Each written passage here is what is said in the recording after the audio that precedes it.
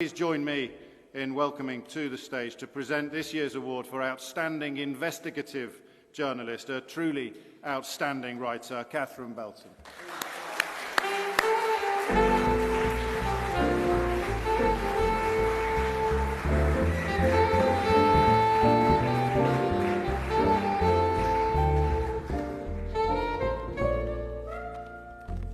It's a great honor to be here with you again this evening, but it was really a much, much greater honor and privilege to meet a true journalistic hero this evening who is sitting next to me during this dinner. She's one of the bravest journalists I've ever met. She faced risks far graver than the ones we face in any UK courtroom. Lucy Kassa has worked tirelessly and risked her own life to document and bring to life horrific war crimes being conducted by the Ethiopian army, Eritrean troops, and Tigrayan rebel forces in a brutal 2-year conflict which otherwise might not have been known about, were it not for Lucy's bravery and meticulous and dogged reporting in which she always took the utmost care to protect her sources. The stories of women who faced brutal, weaponized rapes and torture in this war would have gone untold. The world would not have known of the ethnic cleansing, hidden concentration camps, and use of starvation as a weapon of war that Lucy was able to document. The Ethiopian government wanted to make sure no one knew about any of this. They imposed a media blackout and blocked all communications and barred journalists from the conflict zones. But through sheer determination, Lucy was somehow able to break through all of this. She reached her sources and she brought these war crimes to light. Lucy's faced threats constantly, but they reached her home directly when in February 2021, 3 government security agents raided her home and threatened to her face to kill her if she continued to report on the war. At the time, Lucy was working on an investigation for the LA Times on a report on weaponized sexual violence. She was documenting the gang rape and torture of a 27-year-old mother by 15 Eritrean troops.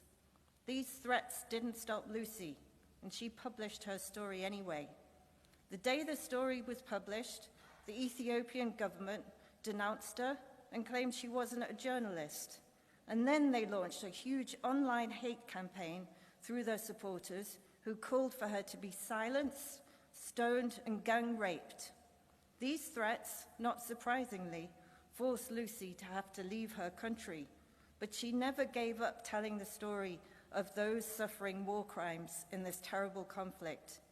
Since then, she's continued to work for The Guardian, for The Economist, and the BBC to document the human rights abuses of this conflict, continuing to tell the stories that no one else is able to tell.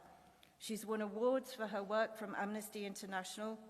She's a real hero, and it's my great honor and privilege to present this award tonight to Lucy Kassa for Outstanding Investigative Journalism.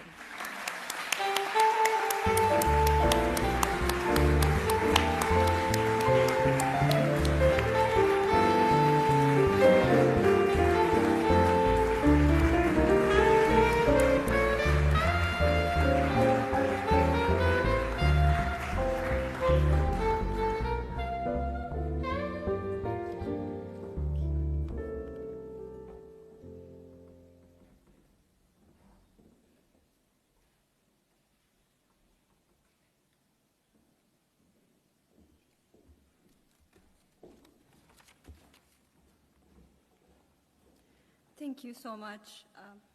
Big thanks to nominators and the prize committee for selecting me to win this award. Thank you, Bill. I'm deeply honored. Weeks ago, I was exhausted of the pressures I had to face because of my work. I was feeling powerless, asking myself constantly what meaning my fight to shed light on the truth has if it will not hold the war criminals accountable. While in such frustration, I received an email that I have won this award. I felt so happy and said to Bill, This must be a conspiracy for me to carry on. So in the future, when I get tired and frustrated of impunity, this award will be my reminder that justice is possible. Today is my happy day. I don't want to think about the grim stories which kept me sleepless for the past 2 years. Just to say a few things, hundreds of thousands have been killed during the war in Ethiopia. Crimes against humanity, ethnic cleansing, potentially genocide is committed. Thousands of women were raped and weaponized sexual violence. Hunger has been used as a weapon of war against millions in the Tigray region.